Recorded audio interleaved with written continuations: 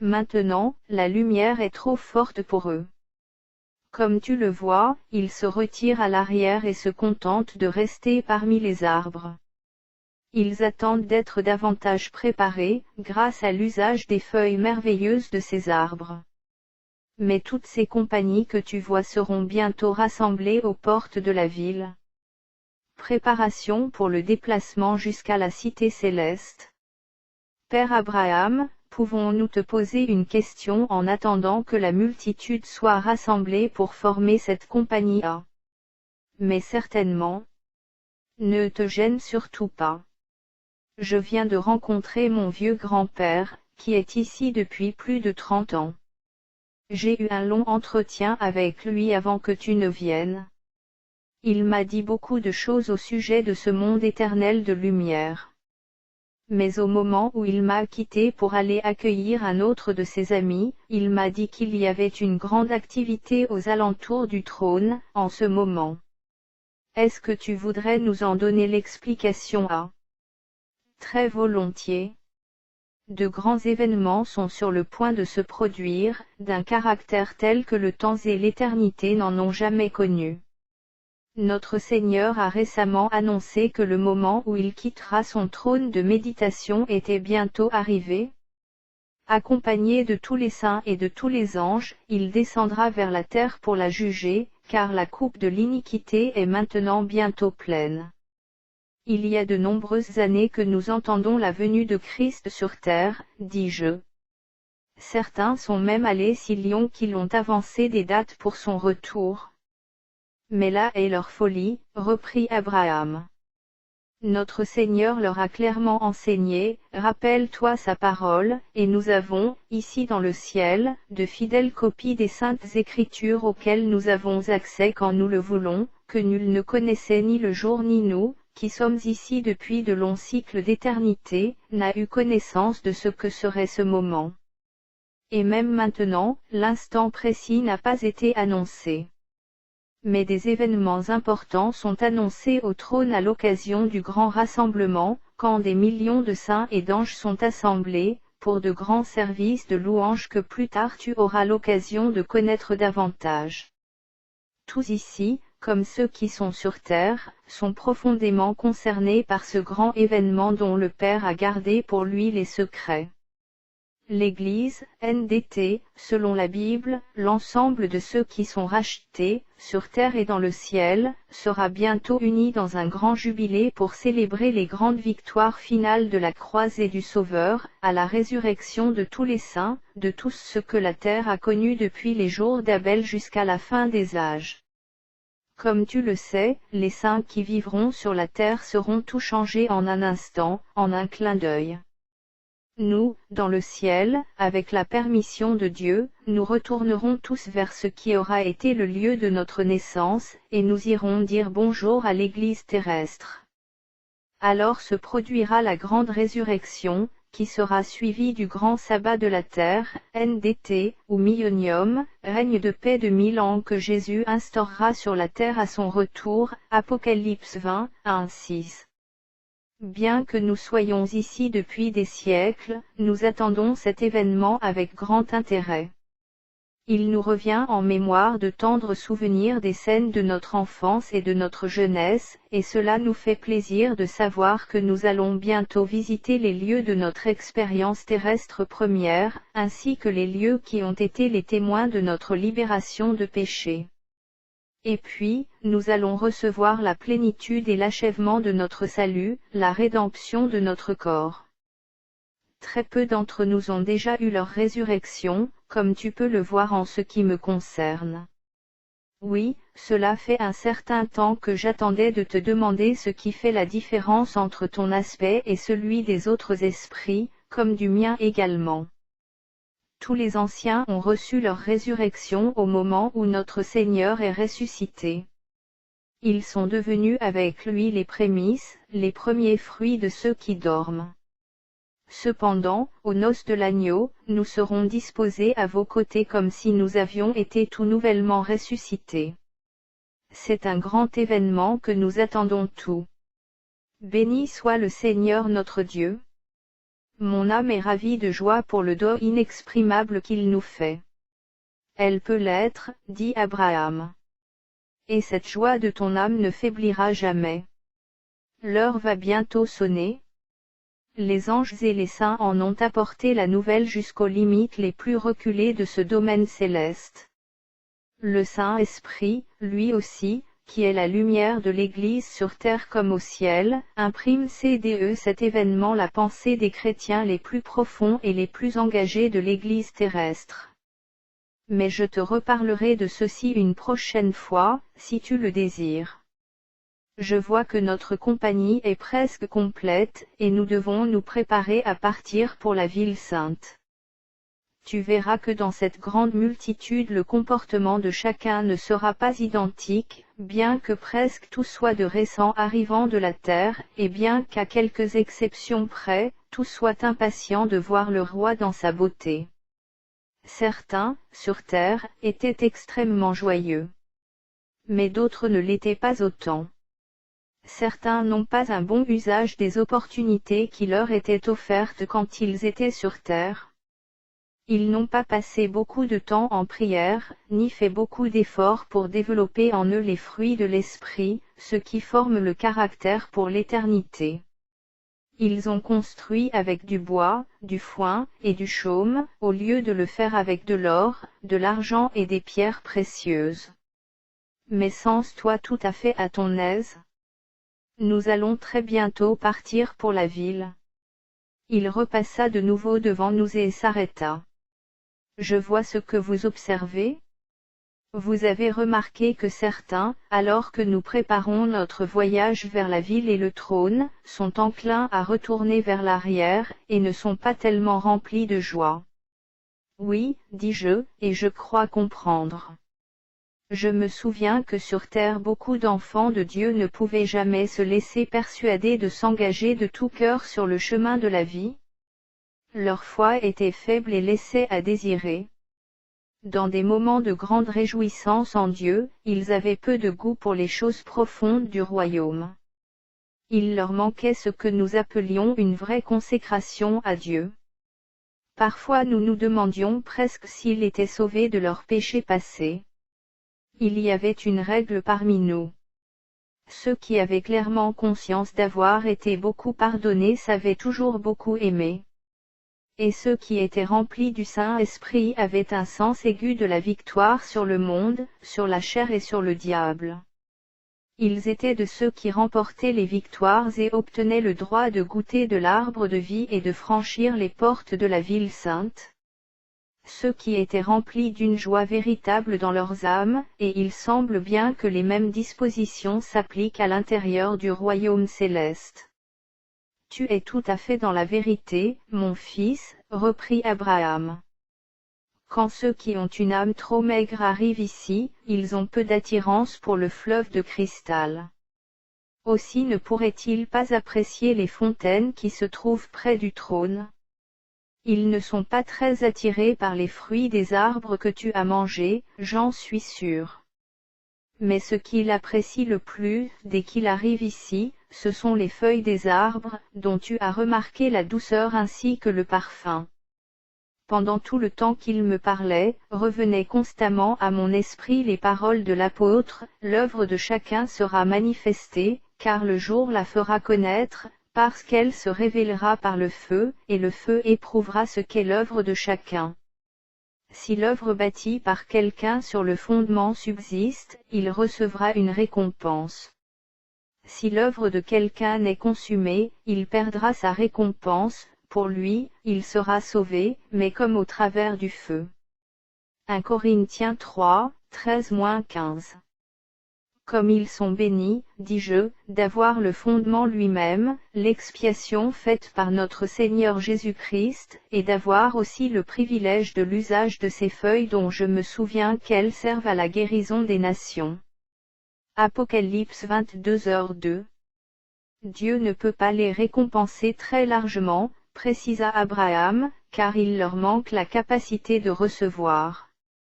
Et pourtant, dès qu'ils seront préparés pour cela, ils apprécieront les gloires du royaume céleste.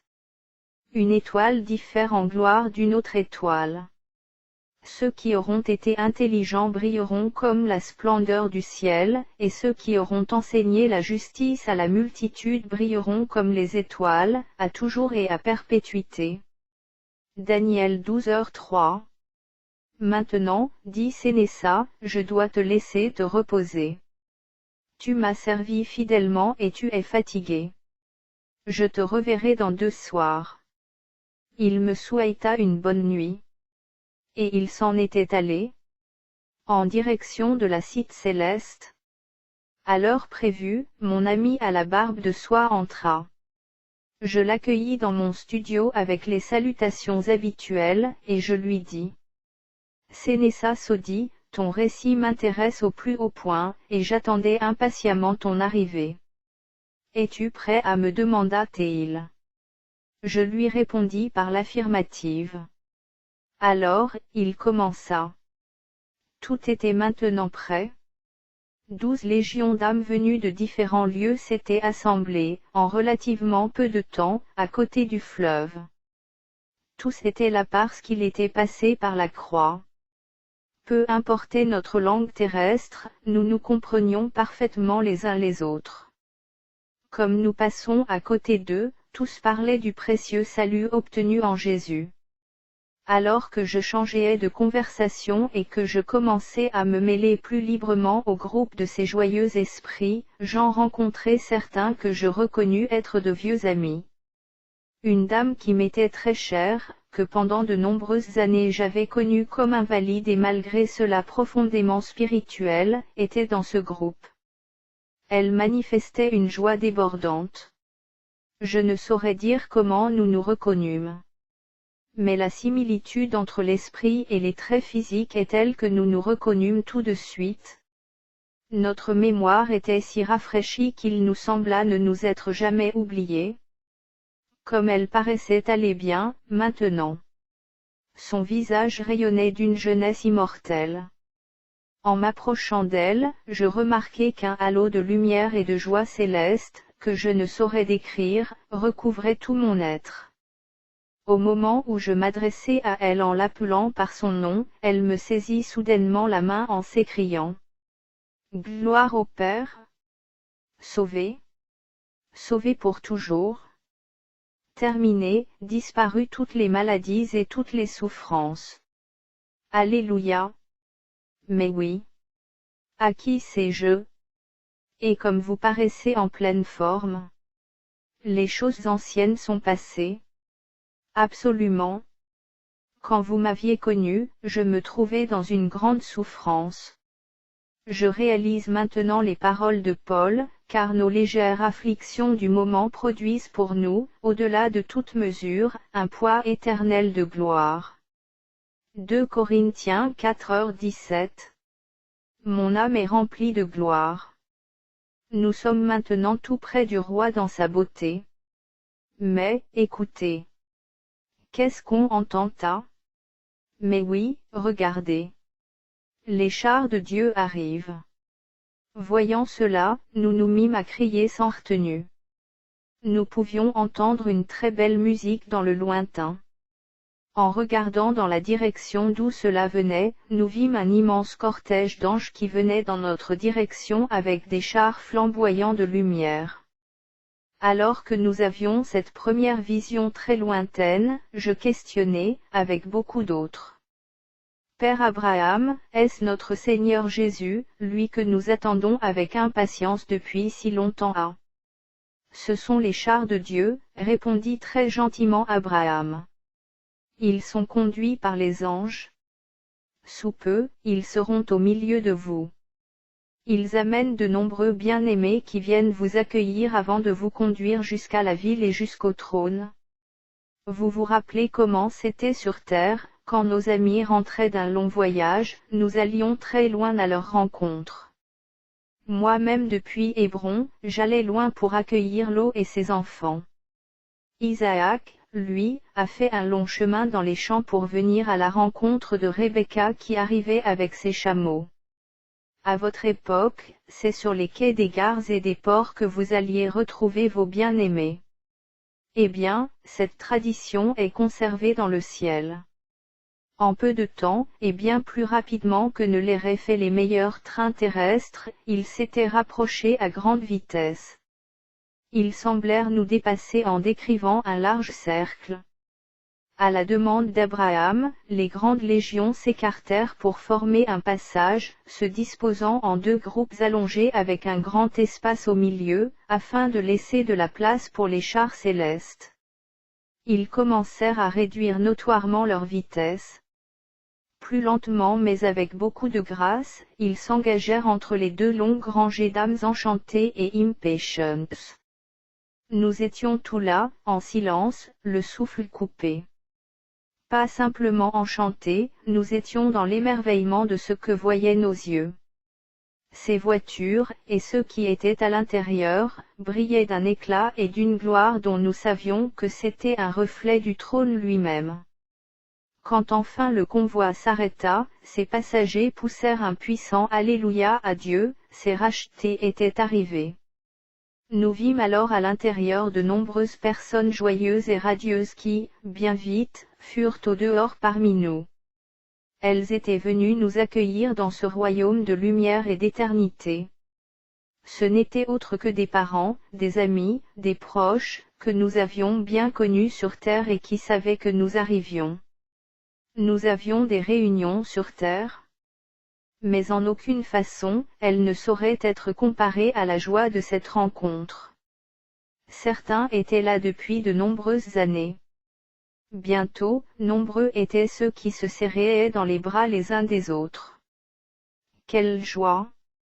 Comme je n'en connaissais pas auparavant. Quel accueil! Quelle récompense bénie! M'écriai-je.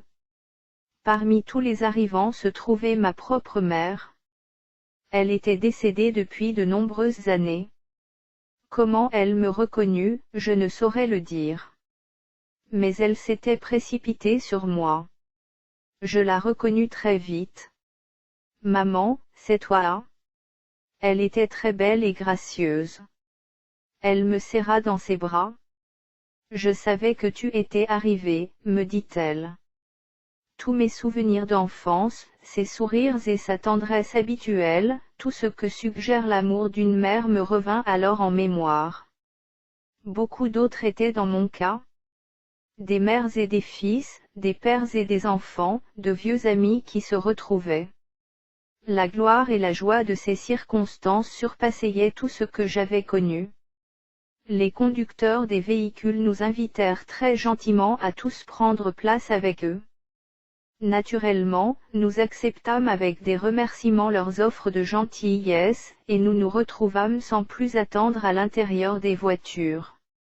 Et toute la multitude rendait grâce à Dieu dans la louange. Bien vite, nous fûmes en route en direction de la porte de la ville, remontant le cours du fleuve à grande vitesse. La lumière qui provenait de la ville, et que j'avais vue au moment de mon arrivée, augmentait avec toujours plus de gloire alors que nous nous en approchions. Nous pûmes enfin voir l'éclat de la muraille de jaspe. Bien que nous roulions à très grande vitesse, les roues étaient silencieuses, et nous ne ressentions pas la moindre secousse. De chaque côté, dans le lointain, le paysage ressemblait à une mer de verre mêlée de feu. Mais autour de nous, tout près, ce paysage exprimait l'immortalité. Des fleurs revêtues d'une splendeur impérissable, dans une variété infinie de couleurs, attiraient l'attention de tous par leur indescriptible beauté. Pour beaucoup, je n'aurais pas su à quoi les comparer de terrestres. Nous vîmes des milliers d'anges et d'esprits qui, remplis de bonheur, se déplaçaient dans toutes les directions. Tout ce que je vis semblait extrêmement joyeux, vraiment très heureux dans leur activité. Je pensais à la parole du Seigneur, il fait de ses anges des esprits et ses serviteurs des flammes de feu, psaume 104.4.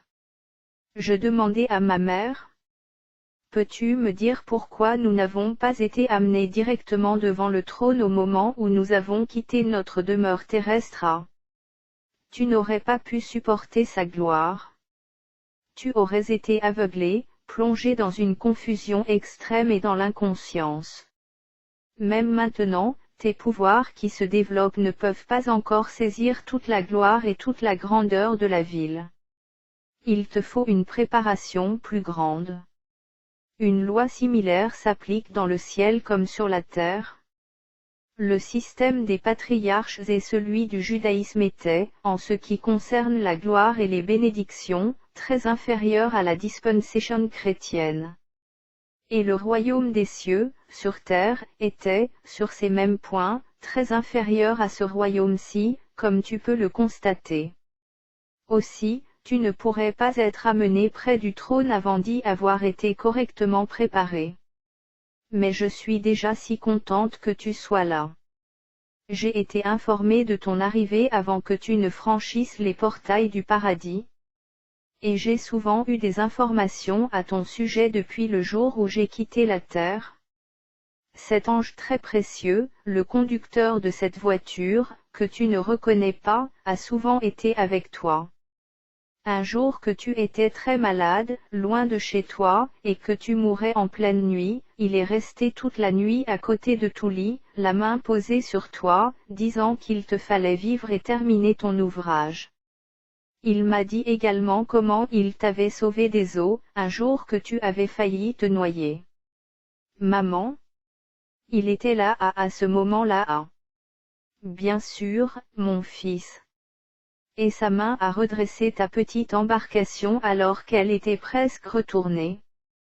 Tu sais, maman, j'ai toujours pensé qu'il y avait eu une mystérieuse providence pour me sauver, ce jour-là. Mais j'étais loin de savoir que cet ange du ciel était avec moi à cet instant. Oh, que Dieu soit remercié pour sa merveilleuse protection. Et oui, dit maman. Une fois, il m'a dit qu'il t'avait empêché de prendre le train.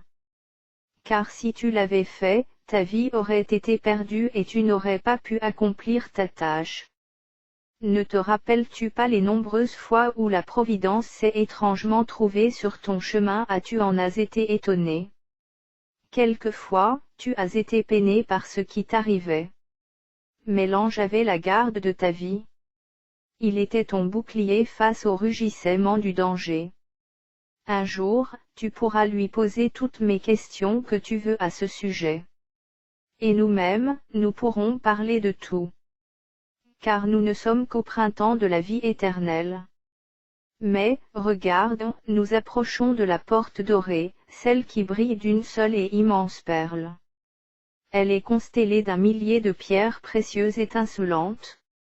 Dans très peu de temps, nous allons tous chanter ensemble le cantique de Moïse et de l'agneau. Tu le connais, ah? Ah oui. Nous l'avons chanté quand cette grande légion était en train de se former, loin derrière nous, dans le paradis. Je le répétais à ma mère d'une voix contenue, mais j'avais envie de le chanter de ma plus forte voix, et dans une tonalité très élevée. Tiens, dit-elle. Prends cette harpe que je t'ai apportée. Elle ôta l'instrument qu'elle portait sur elle, maintenu par une sangle dorée, et me le tendit. Tu vois, j'ai la même. Devant la muraille de la cité céleste. Sénéssa se présenta comme d'habitude. Et il reprit son récit. Comme nous arrivions près de la grande porte, un des anciens vint à notre rencontre. Soyez tous les bienvenus, enfants de Dieu. Votre Rédempteur se tient juste de l'autre côté de la porte que vous n'allez pas tarder à franchir. La salutation qu'il fit de la tête était tellement gracieuse, et ses paroles étaient si cordiales et si remplies d'amour, qu'un frisson de joie sembla se répandre sur chacune de nos âmes. Je levai les yeux vers la muraille majestueuse. Elle était d'une grande hauteur et brillait d'un éclat que je ne peux décrire. Elle reposait sur 12 fondations massives. Et sur chacune d'elles était écrit le nom de l'un des apôtres. Elle s'élevait en décroissant jusqu'à la 12e mai, donnant ainsi l'aspect d'un majestueux escalier. Sur la première fondation était écrit le nom de Pierre. Sur la seconde, celui de Paul. Sur la troisième, celui de Jean. Sur la quatrième, celui de Jacques. Et ainsi jusqu'au sommet. À partir de la fondation supérieure, ornée d'améthyste, le mur s'élevait à une grande hauteur. Et à la lumière qui rayonnait ses fondations étaient les plus éclatantes. Je vis alors Abraham qui passait non loin, et je le questionnai sur le mystère de la muraille et de ses fondations. Cette muraille, me dit-il, c'est la sécurité éternelle du peuple de Dieu. Il est en sécurité pour l'éternité, aussi longtemps que cette muraille sera dressée. Les puissantes vérités de Dieu, promulguées par les apôtres et enseignées par notre Seigneur lui-même, sont notre sécurité éternelle. Certains anges, bien des années avant mon passage sur terre, ne se sont pas maintenus dans la vérité. Dieu les a chassés et ils sont tombés dans les ténèbres et la honte éternelle. Mais cette muraille, maintenant, dont tu ne vois qu'une toute petite portion, encercle complètement cette immense ville. À l'intérieur des vérités que suggèrent ces fondations, nous demeurerons à jamais, entrant et sortant en goûtant au confort et à une satisfaction qui ne cesseront jamais. Est-ce que tu vois la grande porte de Juda, là-bas à son encadrement et ses charnières sont de l'or le plus pur, et elle est faite d'une seule immense perle. Cette porte reste toujours ouverte car il n'y a aucune restriction dans le ciel. Une liberté sans limite t'appartient désormais pour toujours. Et cette muraille respecte tout autant ceux qui sont à l'extérieur que ceux qui sont à l'intérieur. L'ange qui se tient à la porte est là pour indiquer leur direction à tous ceux qui peuvent la lui demander. De plus, tu te souviens qu'il y a 12 portes comme celle-ci de même qu'il y a 12 fondations. Il y a également 12 anges comme il y a 12 portes. Nul homme ne peut franchir ces portes sans y avoir pleinement préparé. Tu avais remarqué ceux qui retiraient au loin, à l'arrière à sur terre. Pour progresser, il est nécessaire d'observer la vérité. Cette muraille, avec ses portes, marque une étape précise dans la marche du racheté. C'est un développement plus complet des grandes vérités qui ont été suggérées par le tabernacle, le lieu saint et le lieu très saint. Et cela fait référence au sein de la terre et du ciel. C'est à cet instant que je remarquai un grand nombre d'âmes qui venaient vers nous en franchissant la porte. Elles reflétaient le bonheur et la gloire de Dieu. Toutes étaient vêtues du blanc le plus pur, et chacune avait une harpe à la main. Quand elles furent tout près de nous, on commença de part et d'autre à se reconnaître. Ils étaient des rachetés venus des endroits de la terre d'où nous venions nous-mêmes. Beaucoup d'entre eux étaient de vieux amis qui nous avaient quittés bien des années auparavant, mais que nous avions particulièrement bien connus sur terre. Pour beaucoup, ils avaient été nos compagnons de lutte dans l'armée du Seigneur. Nous nous reconnaissions si parfaitement, nos mémoires étaient si rafraîchies qu'il nous sembla que c'était seulement la veille que nous nous étions séparés, que ces amis nous avaient dit au revoir, et qu'il avait quitté le port. On n'essayait pas de retenir ces sentiments. C'était impossible. Ce fut un Alléluia unanime à Dieu. Il semblait aussi ravi que nous. Une fois encore, je pensais que nous avions cru bien timidement en la parole de Dieu, quand nous étions sur terre. Et combien cependant elle était divinement véridique. Nous avons passé un long moment à serrer des mains et à nous embrasser fraternellement, pleinement conscients que nous étions désormais unis dans une union éternelle. Et je pensais aux paroles de Paul, aujourd'hui nous voyons au travers d'un verre, d'une manière obscure, mais alors nous verrons face à face, 1 Corinthiens 13, 12. Beaucoup d'anges se mêlaient à nous et semblaient vraiment se délecter de nous avoir partagé notre joie. C'est depuis votre enfance, me dit l'un d'eux, et dans l'attente de cet instant, que nous avons été vos protecteurs sur la terre. Nous nous réjouissons avec vous et notre joie est encore plus grande en voyant ceux qui vous sont chers. Maintenant, Abraham se tenait ostensiblement devant nous tous. De la main, il demanda le silence. Je veux maintenant vous répéter un passage de la parole de Dieu, dit-il. Je sais que vous allez le reconnaître, mais vous vous êtes approchés de la montagne de Sion, de la cité du Dieu vivant, la Jérusalem céleste, des myriades qui forment le cœur des anges, de l'assemblée des premiers-nés inscrits dans les cieux, du juge qui est le Dieu de tous, des esprits des justes parvenus à la perfection, de Jésus qui est le médiateur de la nouvelle alliance, et du sang de l'aspersion qui parle mieux que celui d'Abel. Hébreux 12, 22-24. Effectivement, ce passage eut comme une nouvelle fraîcheur dans nos mémoires. Mais nous savions à peine quoi dire. Nous étions environnés d'une crainte mêlée d'admiration. Nos cœurs brûlaient d'une vive émotion. Nous avions pleinement conscience que nous nous étions bien retrouvés, nous et nos amis, dans le pays où l'on ne meurt plus et où le péché n'existe pas. Et dire que nous étions en présence de personnes qui avaient vécu, il y a des milliers d'années, et dont les costumes avaient été si différentes des nôtres. Et nous nous trouvions également face à face avec les anges, dont nous ne savions rien en ce qui concerne leur naissance, et chez qui je ne pouvais déceler le moindre signe de vieillesse, ni même le moindre affaiblissement. Certains amis, que j'avais connus vieillards sur terre, affichaient maintenant une nouvelle jeunesse. Ils étaient l'image même de la santé et de la joie. Les anges aussi revêtaient l'aspect et la vitalité de la jeunesse. Je demandai à l'un d'eux: comment se fait-il qu'ici les années ne vous marquent pas à? Ici, un jour est comme 1000 ans d'une existence terrestre. Nul ne vieillit dans ce monde-ci, que ce soit dans son apparence ou dans ses sentiments. Nous ne pouvons ni mourir, ni faiblir. Nous sommes seulement revêtus d'immortalité. Et personne ici ne ressent jamais aucune douleur, aucune peine, aucun chagrin. À cet instant, une femme qui se tenait tout près de nous et qui écoutait la conversation se mit à applaudir. Dans sa joie suprême, elle s'écria: béni soit le Seigneur pour une telle délivrance. Pendant 30 années, j'ai été très affligée avant d'être délivrée des douleurs et des chagrins terrestres. J'étais dans la pauvreté et le besoin, passant de nombreux jours et de nombreuses nuits toute seule.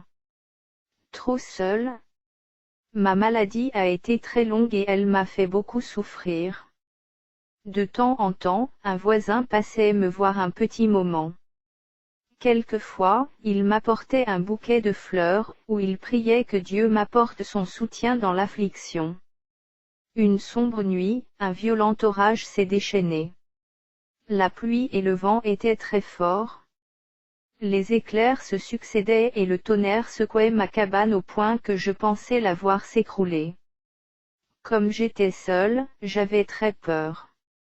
Mais soudain une lumière douce et très belle a rempli la pièce, et il m'a semblé entendre une voix me murmurer: n'aie pas peur, je suis avec toi. Tu ne craindras pas les terreurs de la nuit. Et il m'a semblé discerner alors la présence d'êtres de lumière dans cette pièce.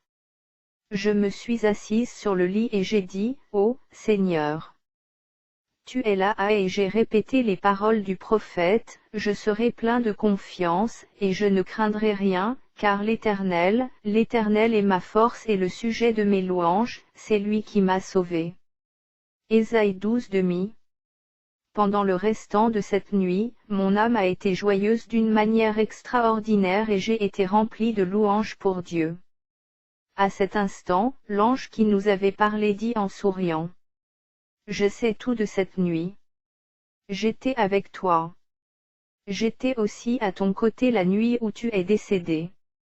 J'ai soutenu ton âme afin que ta foi soit parfaite, et mon copilote, là-bas, t'a amené en sécurité jusqu'au portail du paradis. Elle se mit alors à louer Dieu de nouveau pour sa grande délivrance. Et je me dis: ceux qui, sur terre, ont vécu la pauvreté et la difficulté, connaissent ici maintenant le véritable bonheur. C'était une certitude. Nous nous sommes attardés suffisamment longtemps sur ce qui n'est qu'un aperçu de l'extérieur de la ville. Je dois te parler maintenant de ce qui était à l'intérieur. Car le plus intéressant est à l'intérieur. Mais, dit Sénéssa, je ne peux pas, ce soir, te décrire ces merveilles, car tu es déjà fatigué. Disant cela, il me souhaita une bonne nuit et s'en alla. L'entrée dans la cité céleste et l'accueil par le Seigneur Jésus. Le soleil se couchait lorsque Sénéssa entra. J'étais alors à genoux, en prière. Lorsque j'ouvris les yeux, il se tenait debout à côté de moi. Je te salue à nouveau, mon fils. La bénédiction de Dieu est sur toi. Nous allons pouvoir poursuivre le récit. Ce qu'il fit. Nous étions près de la grande porte. Chacun des nouveaux arrivants était à la fois émerveillé et anxieux. Quand nous étions sur terre, nous avions tellement entendu parler de la sainte cité, de ses nombreuses demeures, de ses rues pavées d'or, de ses portes de perles, et de sa lumière transparente que ne donne ni le soleil ni la lune. Nous ressentions tous un intense désir d'entrer. Mais ce que nous attendions le plus impatiemment était de voir celui qu'aimaient nos âmes, celui par qui nous avions été rachetés et dont le sang nous avait purifiés de nos péchés. On nous avait déjà dit qu'il nous attendait près de la porte, dans l'un des palais, et que le grand livre de vie serait près de lui, ouvert aux pages portant nos noms. Cela nous remplit d'une réelle anxiété, bien qu'ayant la douce assurance que nos noms étaient écrits et que nous allions recevoir son chaleureux accueil. Bien sûr que nous en étions certains. Sinon, nous n'aurions jamais été amenés par les anges jusqu'au paradis, ce qui était pourtant le cas. Nous avions confessé son nom sur la terre, et nous savions qu'il avait déjà confessé le nôtre devant son Père et devant les anges. Nous étions réconfortés.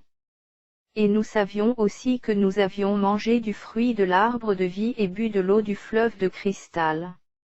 Alors nous attendions la suite avec confiance. Nous savions que nous avions essayé de lui être agréables. Nous avions conscience que tous nos péchés avaient été pardonnés et que nos robes avaient été lavées et blanchies, et cela nous apportait maintenant une consolation supplémentaire. Nous sentîmes que nous allions sans tarder nous tenir devant le juge de toute la terre. La parole de Dieu nous apporta une assurance plus grande encore. Elle dit en effet, heureux ceux qui lavent leurs robes, afin d'avoir droit à l'arbre de vie, et d'entrer par les portes de la ville. Apocalypse 22h14. Oh oui, vraiment. Quel réconfort c'était d'avoir cette certitude. Car si nous avions eu droit à l'arbre de vie et aux fruits qui nous avaient été offerts par la main d'un ancien, et si Abraham lui-même nous avait rafraîchis et immortalisés avec l'eau du fleuve dont la source est près du trône de Dieu, alors l'ange à la porte n'allait pas maintenant nous empêcher d'entrer. Ma mère s'approcha.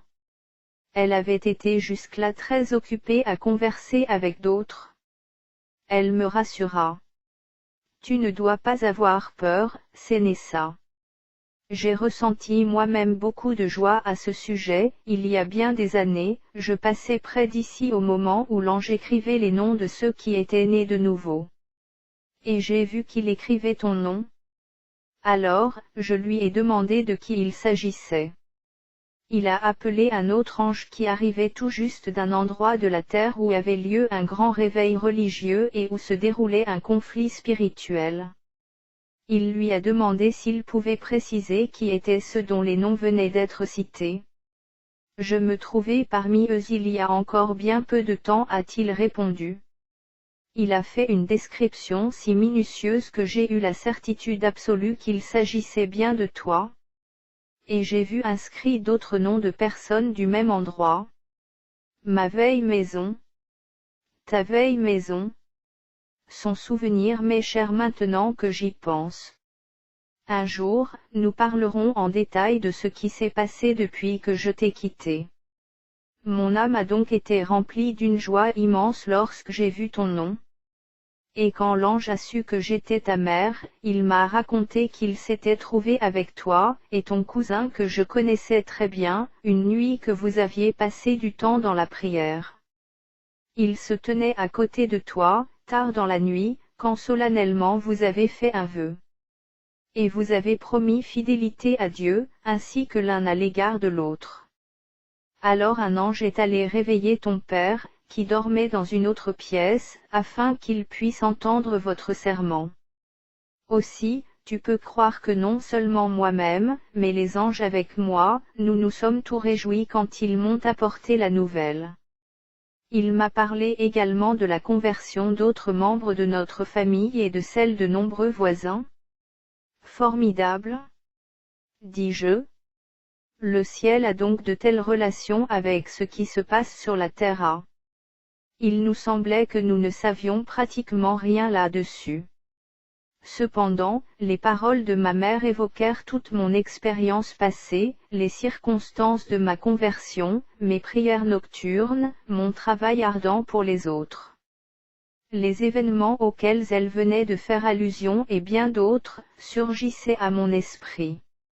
Et leurs souvenirs étaient tels qu'ils me semblaient dater seulement de la veille. Je reconnus combien j'étais aveugle. Je n'ai pas vu l'ange qui était avec moi. Le fait d'être mortel est vraiment un voile épais qui cache à l'œil humain les êtres et les choses spirituelles, ils semblent si loin alors qu'ils sont si près. Je me souvins comment les anges assistèrent Lot et sa famille pour s'échapper de la cité condamnée de Sodome. Pourquoi n'assisteraient-ils pas les âmes dans le combat difficile qui suit le salut? N'est-il pas écrit, les anges sont des esprits au service de Dieu, envoyés pour exercer un ministère en faveur de ceux qui doivent hériter du salut, Hébreux 1h14. Nous étions maintenant en train de passer sous la porte massive de Juda. Nos cœurs étaient remplis de joie, car nous allions voir de façon imminente celui qui aimait nos âmes. En franchissant la porte, notre regard découvrit la scène la plus magnifique qu'il nous ait jamais été donné de contempler auparavant, sur terre et dans les cieux. Il est impossible au langage humain d'en donner une description. Dire que les rues étaient d'or pur, ou de verre transparent, pourrait peut-être donner la meilleure comparaison avec quelque chose de connu. Les grandes avenues qui partaient de la porte semblaient conduire jusqu'au centre de la sainte cité. Sur notre droite, nous passâmes entre des colonnes gigantesques, prodigieuses, faites d'une pierre précieuse qui brillait d'un éclat n'existant qu'au ciel. D'énormes dômes et d'immenses voûtes nous surplombaient. Mais il n'y avait aucune ruine. Pas même la moindre détérioration. Pas le moindre signe de vieillissement ou d'ancienneté. La lumière, du côté de ce palais, était excessivement intense. Notre Seigneur Jésus s'avança à notre rencontre pour nous accueillir. 12 légions d'âmes débordantes de bonheur avaient maintenant franchi l'immense porte et se tenaient devant notre roi. On ne peut décrire la gloire et la majesté de son être. Le disciple bien-aimé, sur l'île de Patmos, a essayé d'évoquer la gloire de son aspect quand il s'est révélé sur terre. Il était vêtu jusqu'aux pieds d'un vêtement flottant ceint d'une ceinture d'or. Sa tête et ses cheveux semblaient blancs comme la neige, et ses yeux étaient comme une flamme de feu. Ses pieds étaient pareils à l'airain ardent. Son visage était comme le soleil à midi. Dans sa bouche était une épée aiguë à 2 tranchants. Il avait 7 étoiles dans la main droite, Apocalypse 1, 13-16. Mais quand les disciples le virent sur la montagne de la Transfiguration, 63 ans auparavant, ses vêtements brillaient alors comme la lumière et son visage avait l'éclat du soleil. Sur terre, on l'appelait le plus beau et le plus aimable parmi 10 000. Mais maintenant, exalté dans le ciel.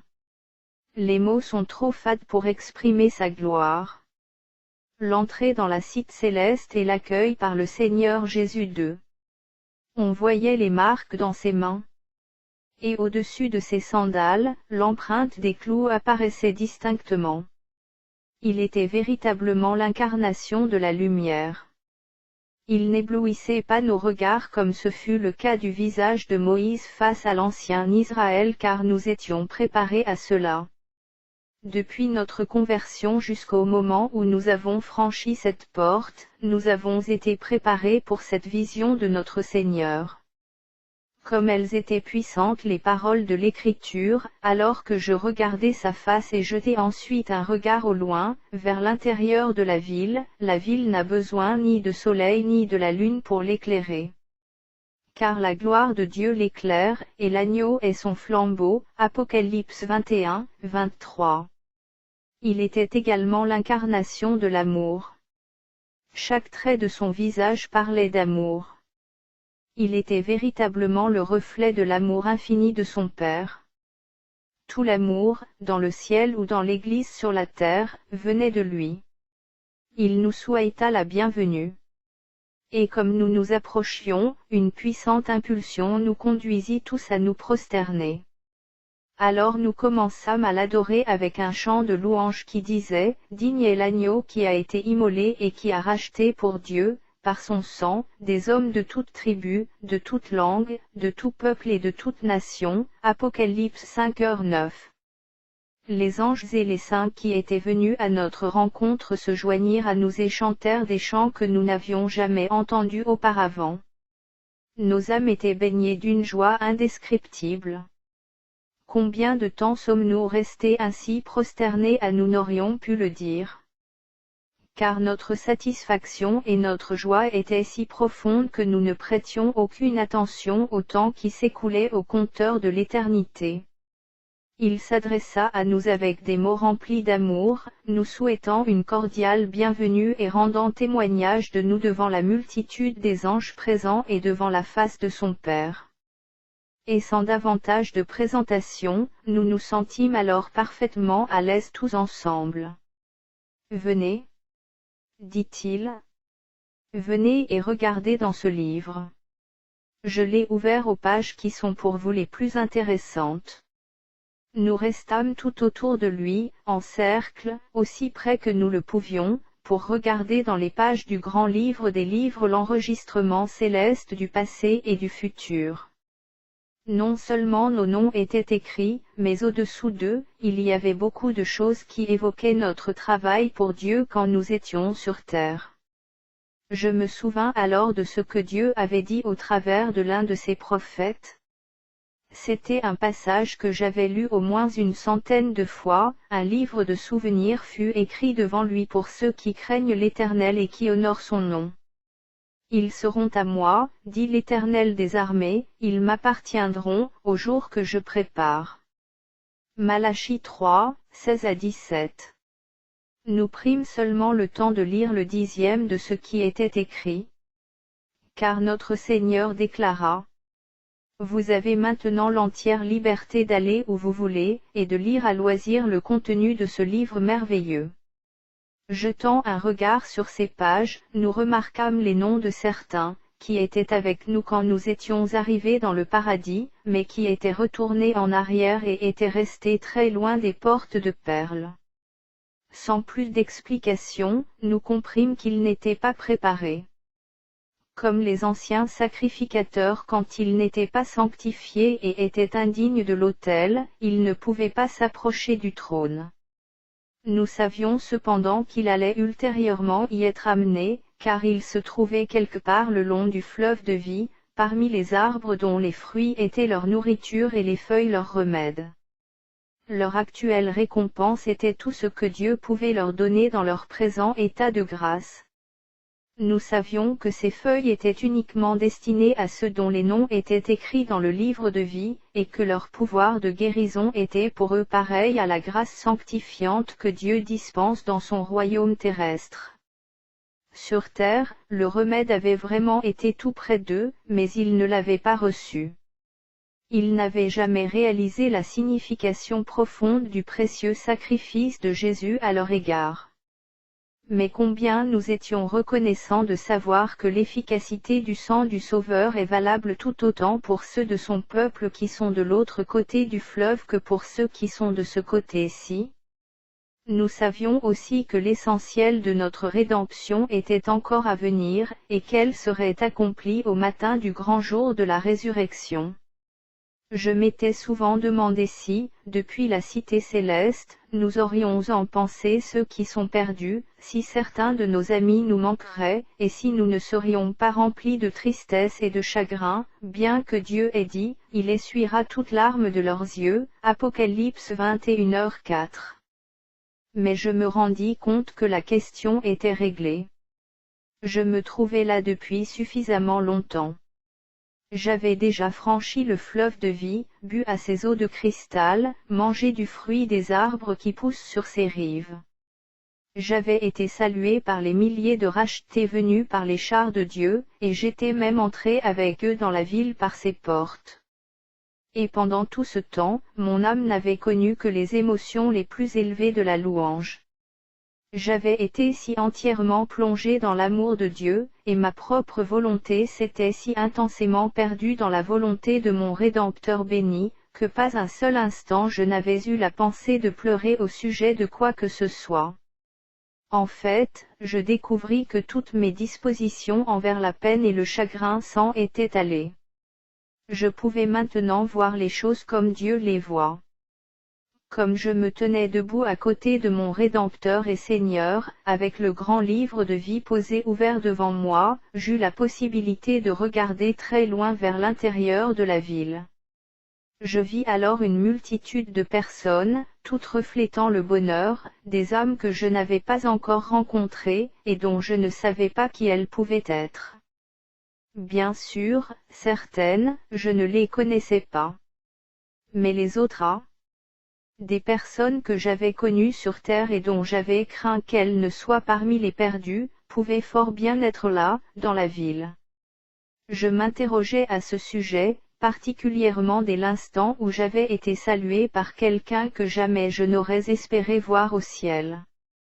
Et en scrutant les pages du livre de vie, je vis les noms de beaucoup dont je pensais qu'ils ne seraient pas ici. Et je sus qu'ils devaient se trouver quelque part dans l'immense ville, ou dans les vastes étendues du paradis de Dieu. Je me sentais maintenant désireux d'aller plus loin et de me mêler à ces âmes heureuses que je voyais aller et venir dans toutes les directions. Le Seigneur avait dit, « Vous avez entière liberté d'aller où vous voulez. » Je me retournai pour voir le reste de nos légions. Car j'avais été si captivé et émerveillé par ce que je voyais et ce que j'entendais que je m'étais attardé longtemps. À ma grande surprise, ils s'étaient dispersés dans toutes les directions. Certains étaient partis avec leurs amis vers des endroits tranquilles. Sous les arbres, ils étaient en joyeuse conversation, assis dans les sièges capitonnés du ciel. D'autres, ayant rencontré de vieux amis, avaient repris place dans les voitures et étaient partis avec eux en direction de lieux plus éloignés, à l'intérieur de la ville. Ma mère, qui était toujours près de moi, m'invita à aller avec elle. Nous marchâmes sur une courte distance, et nous nous assîmes à côté d'une colonne gigantesque qui paraissait faite de jaspe et de saphir, et dont l'éclat était celui que seule possède la cité céleste. Les coussins étaient de la fabrication la plus raffinée, et le capitonnage avait été exécuté par les mains des saints et des anges. Car chacun est activement employé dans le ciel. La contrainte y est quelque chose d'inconnu, mais un parfait contentement et une joie totale, dont nos meilleurs moments sur terre ne nous ont donné qu'une ombre, semblaient ici revêtir chacun comme d'un magnifique vêtement. Ayant dit ceci, Sénéssa Sodi se leva. « Mon fils, je te reverrai au moment convenu. Que les bénédictions du Dieu Tout-Puissant soient sur toi. Et parmi ces bénédictions, que sa face louise sur toi et te donne le repos. » Je levai les yeux de ce que j'étais en train d'écrire, tout juste pour le voir disparaître de ma pièce. Sénéca converse avec sa mère. Mon visiteur fut à l'heure, et voici le message qu'il me donna ce soir-là. Je me tournai alors vers ma mère. Il y a longtemps que j'avais envie d'être seule avec toi. C'est formidable d'être ici, de pouvoir discuter tous les deux. Il semble que je me trouvais encore sur tes genoux, il y a peu de temps, quand tu me parlais de notre demeure à venir. Mais nous voici maintenant arrivés dans la ville, et je voudrais te poser quelques questions, au sujet de notre maison céleste, de nos privilèges et de nos devoirs. Sens-toi entièrement libre de me poser toutes les questions que tu as envie de me poser. Nous apprenons les merveilles de la maison du Père exactement de la même façon que nous l'avons fait sur terre, en nous référant à toutes les sources et à tous les moyens de la connaissance. Je voudrais tout d'abord savoir quels sont nos privilèges, ici au ciel, à la fois dans la ville et à l'extérieur, dans le paradis et ailleurs, et quelles sont les lois qui gouvernent ces privilèges et notre conduite. Je comprends tout à fait ce que tu veux savoir.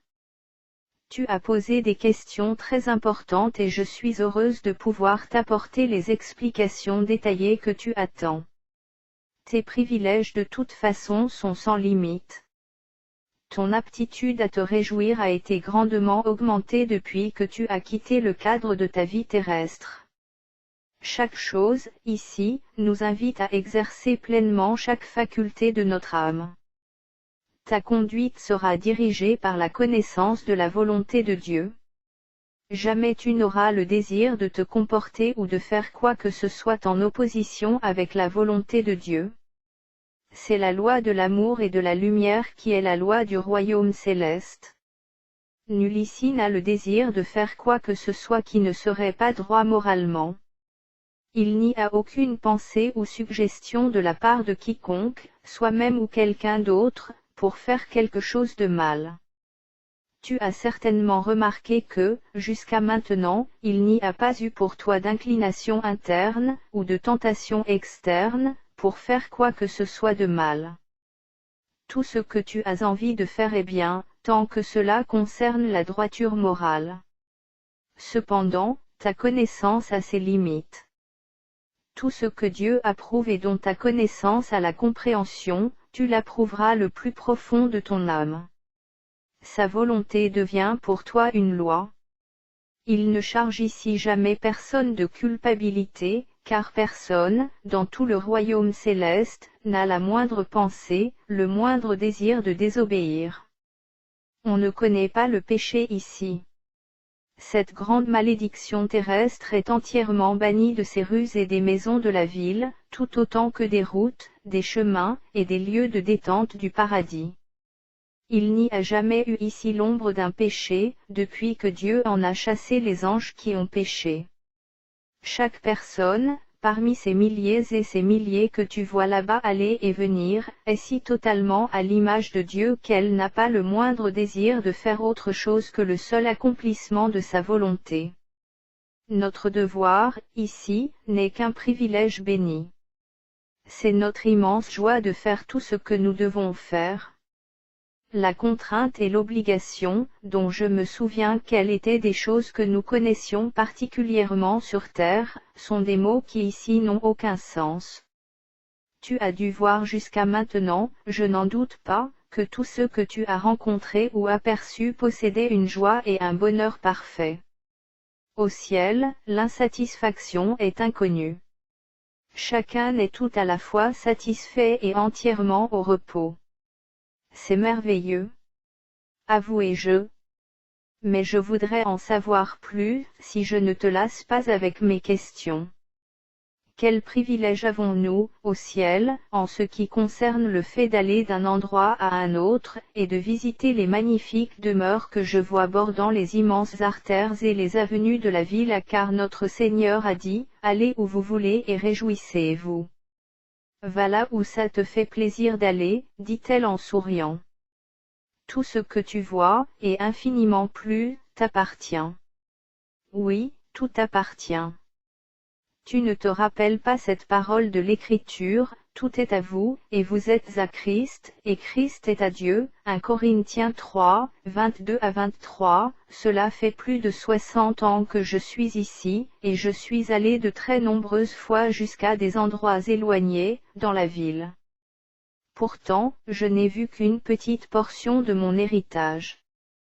Pour employer des termes que tu comprendras mieux, la ville mesure 1500 miles de côté, 2400 km, voir Apocalypse 21h16.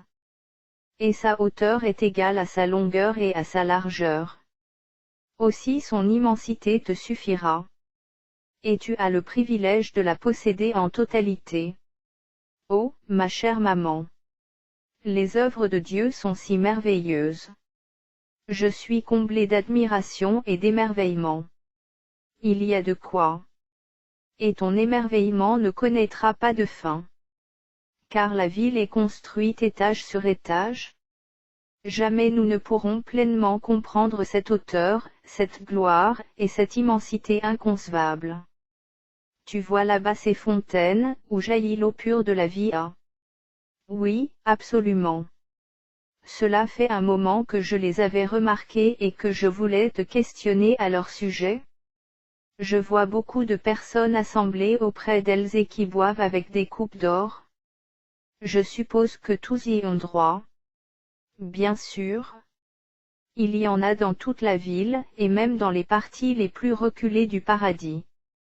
Tu te rappelles ce passage de l'Écriture que j'avais l'habitude de te lire, il y a près de 70 ans, l'agneau qui est au milieu du trône les paîtra et les conduira aux fontaines des eaux de la vie, Apocalypse 7h17.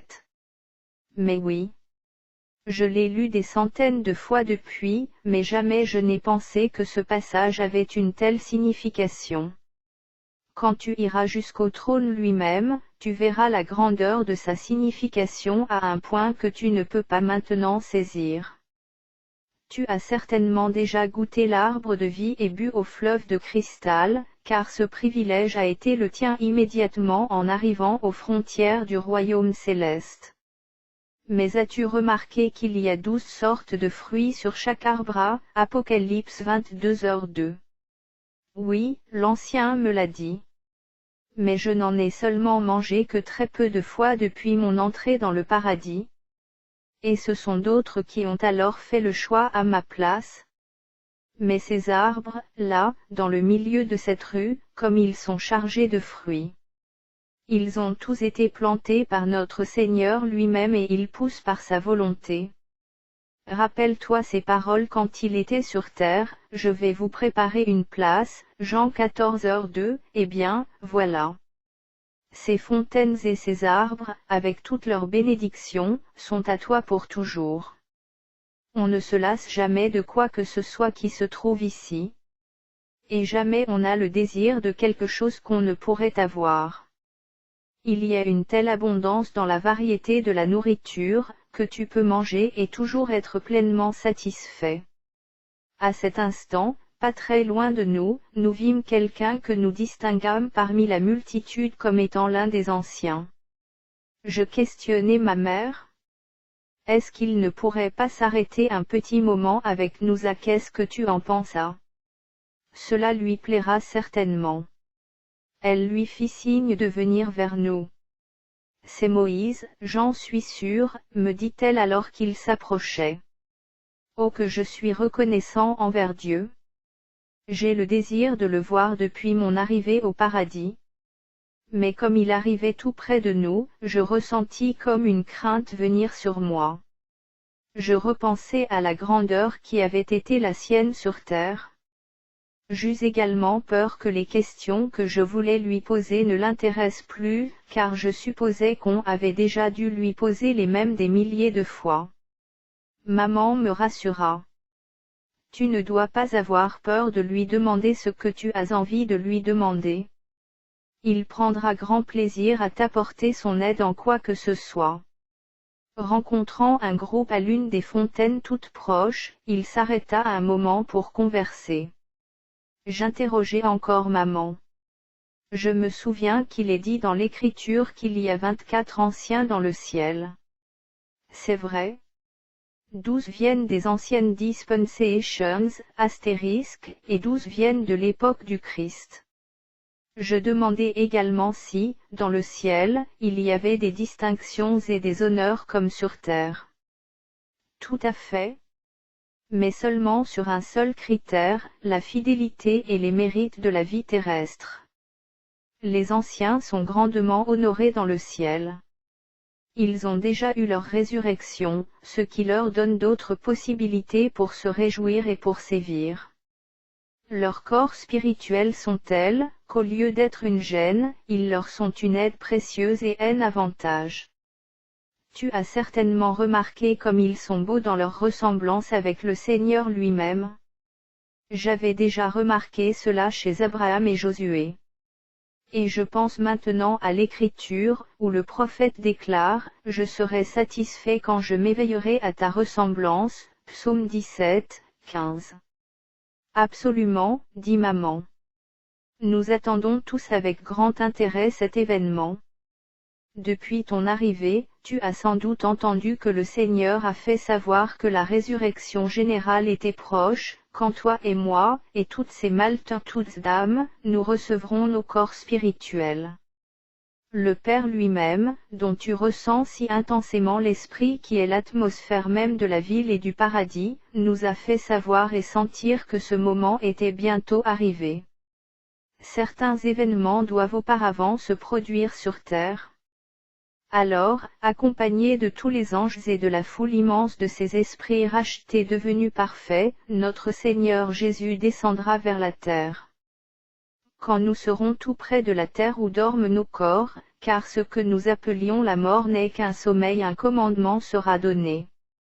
L'archange poussera un grand cri de victoire et la trompette de Dieu sonnera avec force. La puissance de Dieu réveillera nos corps et leur redonnera vie. Instantanément, ils surgiront de la poussière, et par un puissant changement ils deviendront spirituels. Et à cet instant, nous serons réunis à eux. Alors, nous serons à jamais à l'image de Jésus, et la dernière étape de notre rédemption sera achevée. Astérisque, NDT, une dispensation est une période pendant laquelle prévaut sur terre un certain type de relation entre Dieu et l'homme. Le plan de notre rédemption est vraiment merveilleux, dis-je. Je me souviens que, dans le Nouveau Testament, Dieu nous a laissé les mêmes explications que celles que tu viens de donner. C'est vrai. C'est là l'espoir et l'attente de toute l'Église, dans le ciel et sur la terre. Mais je vois que Moïse vient maintenant vers nous. Nous allons donc laisser de côté ce sujet de conversation jusqu'à une prochaine occasion. C'est ne qu'à rencontre moise. Moïse était arrivé près de nous. Nous nous saluâmes amicalement en nous serrant la main. Ma mère fit les présentations. Moïse me souhaita très cordialement la bienvenue. Alors à cet instant disparurent tous les sentiments d'appréhension que j'avais pu avoir, à la pensée de rencontrer le serviteur de Dieu aussi honoré et aussi favorisé qu'il avait été et qu'il était. La distinction et l'élégance avec lesquelles il prit contact avec moi, et les mots d'accueil qui furent les siens, me donnèrent tout de suite envie de m'approcher tout près de lui. Je sentis que je pouvais, avec beaucoup de joie, poser ma tête sur sa poitrine. L'humilité et la douceur si caractéristiques de la nature qu'il avait sur terre avec de lourds fardeaux de responsabilité à assumer. Il n'y avait sur lui aucune marque des années. Aucune ride. Pas la moindre apparence de vieillesse. Seuls ses cheveux et sa barbe étaient d'une blancheur de lin. Sa nature était plutôt au-dessus de la moyenne et ses vêtements étaient blancs comme la neige. Il se tenait parfaitement droit. Sa dignité était imposante. Cependant, sa gentillesse et son amabilité étaient telles que mon âme l'aima tout de suite intensément. Avec ma mère, ils commencèrent à s'entretenir au sujet d'un certain nombre d'enfants qui se trouvaient juste à l'extérieur, de l'autre côté de la porte. Il me pria de les excuser un moment. Je l'entendis demander à ma mère si elle voulait aller assister ses enfants dans la connaissance et les voies du royaume céleste. Nous étions si près de la porte que nous pouvions distinctement les entendre chanter. Nous pouvions discerner leur voix. Très douce. Angélique. Maman répondit qu'elle serait très contente d'aller passer du temps avec eux pour les enseigner sur les choses célestes. Se tournant vers Moïse, elle dit : « Mon fils aimerait bien avoir un petit entretien avec toi. Il y a peu de temps qu'il est arrivé dans la ville. Ça me plairait beaucoup également, répondit Moïse. S'assister et s'aider les uns les autres représente une grande part de nos occupations dans le ciel, comme tu sais. Ce à quoi ma mère fit une gentille révérence en ajoutant. Je te reverrai plus tard. Elle agita la main en signe d'au revoir et s'en alla. Moïse s'adressa à moi. Quel bonheur tu as eu d'avoir une telle mère sur terre. On l'estime beaucoup dans le ciel, et on se sert beaucoup d'elle dans le service du Seigneur. Mais je vois, mon fils, que tu as plein de questions à me poser.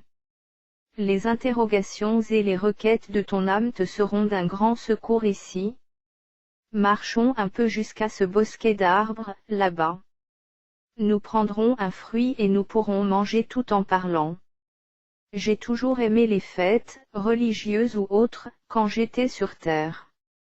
Et cela m'est resté. J'aime beaucoup manger avec mes amis. Parmi les différentes sortes de fruits, il choisit ce que nous souhaitons. Il me tendit une grappe qui ressemblait à un gros raisin transparent.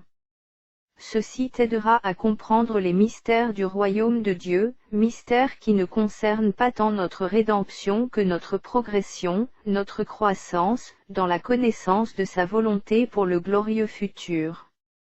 On a beaucoup débattu sur terre, dis-je à Moïse, au cours de ces années récentes, sur certains passages des Écritures, plus particulièrement dans le livre de la Genèse que tu as écrit, sur ce que signifient les 6 jours de la création et combien de temps ils embrassent, ainsi que sur le 7e jour au sujet duquel il est dit que Dieu se repose. J'avais l'habitude de dire que lorsque j'allais aller au ciel, je verrais Moïse et je lui demanderais de m'expliquer cela. Eh bien voilà. Nous y sommes enfin. Face à face. Bien, dit Moïse. Mon temps et ma connaissance sont à ta disposition. On m'a posé à peu près les mêmes questions des centaines de fois. Mais quelques mots seulement d'explication rendront tout ceci très clair pour toi.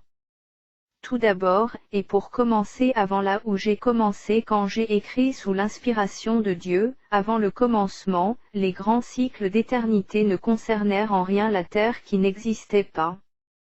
La terre n'existait encore que dans la pensée de Dieu. Et longtemps avant que Dieu établisse les fondements de la terre, il eut la pensée de chacun de nous. Mais ce commencement, ainsi que chaque jour successif de la création, ont correspondu à de longues périodes de temps. On appela un jour chaque cycle qui mesurait une vaste période de temps de la création, et au cours duquel une infinité de lois agissaient. Les mêmes lois qui maintenant étaient en action. La volonté de Dieu était tout simplement sa loi. Quand il dit que le sec paraisse, les âges furent occupés à développer les continents qui allaient devenir notre demeure. Ainsi, période après période, le travail s'accomplissait. Et la terre fut peuplée par une création issue de sa propre volonté. Il y a cependant de grands événements encore en réserve pour la terre. La réparation de toutes choses n'a pas encore eu lieu. Dieu la nettoiera, la changera, la remodèlera par le feu. Sa voix secouera la terre comme elle n'a jamais été secouée. Il la préparera afin qu'elle soit un endroit convenable pour son épouse, pour le grand voyage de noces auquel nous prendrons part. Ne te rappelles-tu pas sa parole, écrite longtemps après mon passage, lui, dont la voix ébranla alors la terre, et qui maintenant a fait cette promesse, une fois encore, j'ébranlerai non seulement la terre, mais aussi le ciel à, Hébreux 12, 26, la rénovation de la terre, et l'enlèvement de tout ce qui l'offense et de toute pratique d'iniquité de son royaume terrestre est encore quelque chose à venir. Ce sera un grand jour et il est proche. Ceux qui, sur terre, possèdent la sagesse, seront prêts pour ce jour, et l'attendront.